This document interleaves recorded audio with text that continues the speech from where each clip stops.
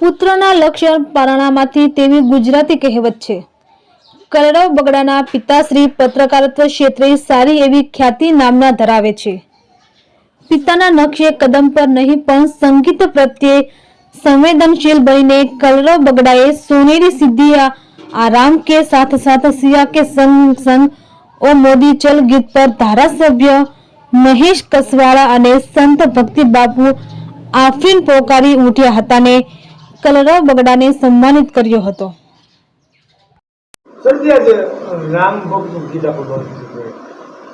દેશની અંદર રામમય માહોલ બની ગયો છે।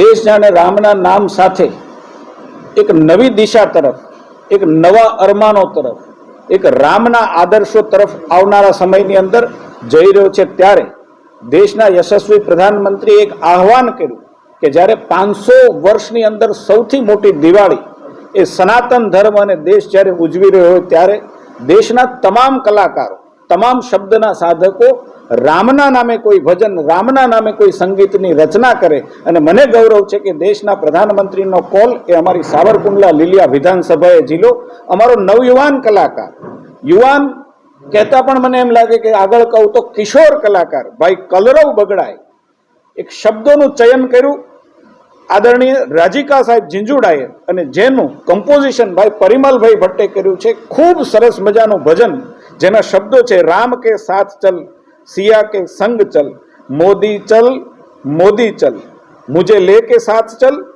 अवध लेके साथ चल, सरयू किनारे चल, गंगा किनारे चल। હું માનું છું કે શબ્દનું ચયન પણ રાજીકા સાહેબે કર્યું છે। અદ્ભુત શબ્દનું સહેજ પ્રાસંગિક પણ છે। રામ ભગવાનને માટે આ પ્રાસંગિક છે, અવસર માટે પ્રાસંગિક છે, સરયુ કિનારે અયોધ્યા માટે આ પ્રાસંગિક છે। અને એટલા માટે હું રાજીકા સાહેબને અભિનંદન આપું છું।